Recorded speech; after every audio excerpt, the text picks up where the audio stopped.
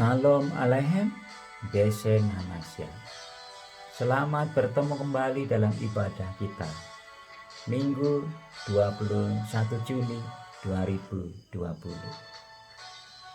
Pembacaan firman Tuhan diambil dari Injil Yohanes pasal 16 ayat 13 sampai 14 yang berbunyi demikian. Tetapi apabila ia datang, yaitu Roh kebenaran, ia akan memimpin kamu ke dalam seluruh kebenaran. Sebab ia tidak akan berkata-kata dari dirinya sendiri, tetapi segala sesuatu yang didengarnya, itulah yang akan dikatakannya. Dan ia akan memberitakan kepadamu hal-hal yang akan datang. Ia akan memuliakan aku, sebab ia akan memberitakan kepadamu apa yang diterimanya daripadaku. Mari kita berdoa. Tuhan, kami ingin belajar firman-Mu. Mari Roh Kudus menerangi mata hati kami, memberi pengertian, supaya kami yang terbatas dapat mengerti, memahami, dan melakukan dalam kehidupan kami. Dalam nama Tuhan Kristus kami sudah berdoa. Haleluya. Amin. Judul khotbah hari ini adalah karya Roh Kudus dalam kehidupan sehari-hari orang percaya. Setelah kita belajar beberapa episode tentang karya Roh Kudus, tiba saatnya kita hari ini belajar tentang karya Roh Kudus dalam kehidupan sehari-hari orang percaya. Bagaimana karya Roh Kudus dalam kehidupan sehari-hari orang percaya? Yang pertama adalah Roh Kudus mengajar tentang firman Allah. 1 Yohanes pasal 2 ayat 27. Sebab di dalam diri kamu tetap ada pengurapan yang telah kamu terima daripadanya. Karena itu tidak perlu kamu diajar oleh orang lain. Tetapi sebagaimana pengurapannya mengajar kamu tentang segala sesuatu, dan pengajarannya itu benar, tidak dusta, dan sebagaimana ia dahulu telah mengajar kamu, demikianlah hendaknya kamu tetap tinggal di dalam Dia. Apa maksud pengurapannya yang telah kamu terima dan tidak memerlukan pengajaran orang lain? Saudara kasih Tuhan, Roh Kudus tentu saja mengajar seseorang untuk mengerti firman Allah.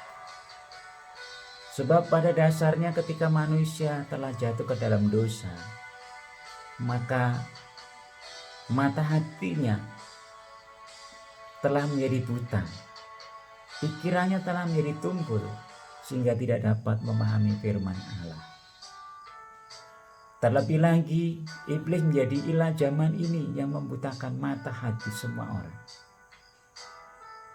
Tetapi puji Tuhan, bagi orang yang sudah percaya pada Tuhan Kristus, maka pada saat dia telah menerima Yesus, pada hari itu Roh Kudus telah dicurahkan dan tinggal dalam hatinya. Roh Kudus telah menginsapkannya akan dosa dan menuntunnya ke dalam kebenaran, dan selanjutnya mengajar tentang kebenaran firman Allah, baik yang berhubungan dengan karya Roh Kudus untuk keselamatan orang percaya tersebut, ataupun yang berhubungan dengan kehidupannya sehari-hari. Saudara kasih Tuhan, tanpa pertolongan Roh Kudus, maka saudara dan saya tak pernah akan dapat mengerti kebenaran firman Allah. Tetapi bersyukur bahwa Roh Kudus telah dicurahkan, menunjuk kepada hari di mana Roh Kudus telah tinggal dalam hati orang percaya pada hari dia menerima Yesus Kristus sebagai Tuhan selamatnya. Tentu saja kita membutuhkan pengajaran dari para pemimpin rohani yang dapat dipertanggungjawabkan kebenaran firman Allah yang disampaikan dan diajarkannya. Yang dimaksud oleh Rasul Yohanes di sana adalah tidak memerlukan pengajaran orang lain dalam konteksnya di ayat 26 dan ayat-ayat sebelumnya menunjuk kepada guru-guru palsu,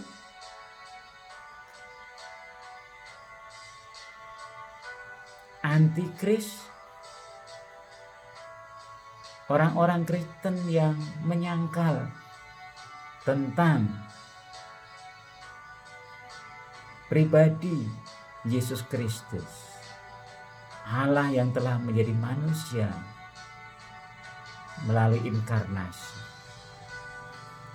Mereka orang-orang yang hanya Kristen secara lahiriah, tapi pada hakikatnya menyangkal tentang karya Yesus Kristus melalui kematiannya untuk memberikan pengampunan dosa, penguburan dan kebangkitannya yang menang atas maut, bahkan kenaikannya ke surga dan janjinya untuk datang kembali. Mereka adalah orang-orang yang menyangkal bahwa Allah telah inkarnasi di dalam Yesus Kristus. Allah telah menjelma menjadi manusia di dalam daging. Mereka lah yang mengajarkan ajaran-ajaran sesat. Mereka telah mencampur adukkan ajaran iman Kristen dengan ajaran-ajaran mistik dunia timur. Perpaduan itulah yang menyesatkan. Itu sebabnya Rasul Yohanes mengingatkan supaya tetap tinggal di dalam Yesus Kristus. Maka ada pengurapan Roh Kudus, itulah yang akan menolong, mengajar orang Kristen tersebut dapat mengerti kebenaran firman Allah. Bagi para murid-murid Yesus hari itu, para rasul, dikatakan Roh Kudus yang akan mengajar dan berkata-kata apa yang telah diberitahukan oleh Yesus Kristus. Sebab Roh Kudus telah diberi batasan. Dia akan mengingatkan apa yang sudah diajarkan oleh Yesus Kristus dan menyampaikan hal yang akan datang. Tentu yang dimaksudkan dalam konteksnya bukan membicarakan tentang ramalan masa depan, tapi Roh Kudus yang akan mengajar para rasul, para murid Yesus tentang karya kematian Yesus Kristus di kayu salib, penguburan dan kebangkitannya pada hari ketiga, kenaikannya ke surga dan janji kedatangannya. Itulah hal yang akan datang, yang pada saat Yesus berbicara itu belum digenapi, belum terjadi. Nah, maka setelah digenapi melalui kematiannya, kebangkitannya, dan kenaikannya ke surga pada peristiwa Pentakosta, Roh Kudus telah dicurahkan dan hadir dan memenuhi hati dan kehidupan para rasul dan orang percaya. Maka sejak hari itulah fokus pikiran dan pemahaman para rasul mengenai ajaran firman Allah dan kebenaran adalah selalu diarahkan dan difokuskan tentang karya Yesus Kristus. Bahkan yang menjadi topik pembicaraan dan kesaksiannya kepada banyak orang yang menghasilkan pertobatan 3.000 orang pada hari Pentakosta adalah membicarakan tentang karya Yesus Kristus. Jadi saudara yang kasih Tuhan, itulah karya Roh Kudus yang pertama. dalam kehidupan sehari orang percaya, itu mengajarkan kebenaran firman Allah. Selanjutnya yang kedua, Roh Kudus menjamin kepastian keselamatan orang percaya. Roma 8 ayat 16 sampai 17. Roh itu bersaksi bersama-sama dengan roh kita bahwa kita adalah anak-anak Allah. Dan jika kita adalah anak, maka kita juga adalah ahli waris.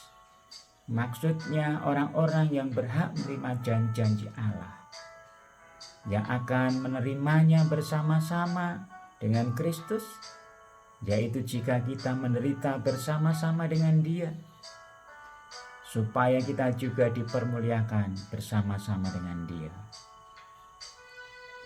Karya Roh Kudus dalam hal ini adalah menguatkan status saudara dan saya sebagai anak-anak Allah sampai menerima janji-janji Allah, karena kita adalah ahli waris daripada Allah. Bahkan Roh Kudus berdoa bagi kita ketika kita ada dalam kelemahan, sehingga kita dapat mengerti tentang rencana Allah, bahwa melalui pergumulan hidup yang melelahkan, yang kadang menjadikan kacau dan bingung, ragu-ragu dan lemah iman, Roh Kudus berdoa di dalam kelemahan kita itu dengan kata-kata yang tidak terucapkan atau keluhan-keluhan yang tidak terucapkan, untuk memberi kekuatan kepada saudara saya di tengah pergumulan hidup, sebagaimana pada masa ini kita ada dalam pergumulan terjadinya pandemi yang belum tahu kapan akan berakhir. Tapi di balik itu semua, Allah turut bekerja untuk mendatangkan kebaikan bagi kita yang mengasihi Dia, yaitu Yesus Kristus. Seperti itulah yang dikatakan oleh firman Allah. Roh Kudus yang memahami kelemahan-kelemahan diri kita. Firman-Nya berkata dalam Roma 8 ayat 26 sampai 27. Demikian juga Roh membantu kita dalam kelemahan kita, sebab kita tidak tahu bagaimana sebenarnya harus berdoa. Tetapi Roh sendiri berdoa untuk kita kepada Allah dengan keluhan-keluhan yang tidak terucapkan. Dan Allah yang menyelidiki hati nurani mengetahui maksud Roh itu, yaitu bahwa kita sesuai dengan kehendak Allah. Saya ulangi, yaitu bahwa Ia sesuai dengan kehendak Allah berdoa untuk orang-orang kudus. Jadi seringkali kita tidak paham tentang pergumulan-pergumulan hidup. Mengapa orang percaya harus mengalami pergumulan hidup? Maka Roh Kuduslah yang akan membantu kita untuk menghadapinya, sehingga pada akhirnya kita mengerti dan memahami apa maksud Tuhan mengizinkan pergumulan hidup itu terjadi. Roh Kuduslah yang berdoa bahkan ketika kita tidak bisa berdoa. Roh Kudus yang mengerti hati nurani kita, Dia akan berdoa kepada Allah dan mengajarkan tentang kebenaran. Apa maksud Tuhan melalui berbagai pergumulan hidup yang ada itu, sehingga pada akhirnya nanti akan sampai kepada pemahaman kita, sebagaimana dikatakan dalam Roma 8 ayat 28. Kita tahu sekarang bahwa Allah turut bekerja dalam segala sesuatu untuk mendatangkan kebaikan bagi mereka yang mengasihi Dia, yaitu bagi mereka yang terpanggil sesuai dengan rencana Allah. Itulah peranan Roh Kudus dalam kehidupan sehari-hari orang percaya. Memastikan keselamatan sebagai anak-anak Allah dan membantu di dalam kelemahan-kelemahan pergumulan hidup, sehingga pada akhirnya mengerti maksud dan rencana Tuhan di balik itu semua. Yang ketiga, Roh Kudus memberi kuasa untuk bersaksi atau memberitakan Injil. Kisah Para Rasul pasal 1 ayat ke-8 dikatakan demikian. Tetapi kamu akan menerima kuasa kalau Roh Kudus turun ke atas kamu. Dan kamu akan menjadi saksiku di Yerusalem dan di seluruh Yudea dan Samaria dan sampai ke ujung bumi. Sebenarnya setiap orang percaya telah diberi kuasa oleh Roh Kudus untuk bersaksi, untuk memberitakan Injil Yesus Kristus kepada orang lain. Orang percaya ketika memberitakan Injil tidak bergantung kepada kecerdasan dan kepandaiannya, serta hikmat dari orang tersebut, melainkan keberhasilan pemberitaan Injil adalah karya Roh Kudus, bergantung kepada karya Roh Kudus yang menginsafkan pendengarnya, orang yang mendengar firman Allah, yang mendengarkan pemberitaan Injil Kristus itu. Roh Kudus akan menginsafkan akan dosanya, menuntun kepada pertobatannya, dan akhirnya dituntun kepada iman percaya bahwa hanya melalui Yesus Kristus yang telah mati di kayu salib tersedia pengampunan dosa baginya. Bahwa hanya melalui Yesus Kristus yang telah bangkit dari antara mati, yang menang atas maut, ada pengharapan bagi kehidupan mereka, yaitu memiliki kehidupan kekal yang telah dijanjikan oleh Allah. Jadi kuasa Roh Kudus yang diberikan kepada semua orang percaya, kuasa yang dinamis, kuasa yang menggerakkan, kuasa yang mendorong, kuasa yang memberi kemampuan untuk bersaksi. Dan Roh Kudus akan menuntun kesaksiannya itu berfokus tentang karya Yesus Kristus.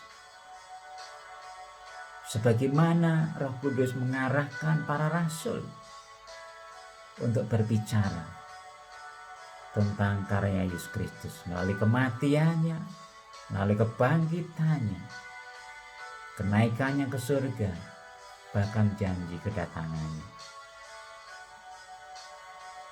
Jadi jangan dikacaukan. Tugas orang Kristen bukan untuk bercerita panjang lebar atau kesaksian yang bermacam-macam. Pengalaman-pengalaman yang lain memang perlu dan penting, tapi bukan itu yang akan menjadi fokus untuk digunakan kesaksian kepada orang lain supaya dapat menerima Yesus Kristus sebagai Tuhan Juru Selamatnya, supaya orang lain yang belum percaya Yesus dapat bertobat. Fokusnya bukan menceritakan pengalaman pribadi dari saudara saya tentang bagaimana Tuhan memberi pertolongan, memberi berkat, menguatkan, dan berbagai macam hal yang lain. Tetapi fokus kesaksiannya, pemberitaan Injilnya adalah kematian Yesus Kristuslah yang menyediakan pengampunan akan dosa. Dan orang tersebut perlu menerima Yesus sebagai Tuhan dan Juru Selamat dalam hidupnya. Roh Kudus akan menolong saudara saya untuk selalu terfokus apa yang harus aku beritakan. Tidak ada lain kecuali karya Yesus Kristus yang berpusat pada salib Kristus dan kebangkitan Yesus Kristus.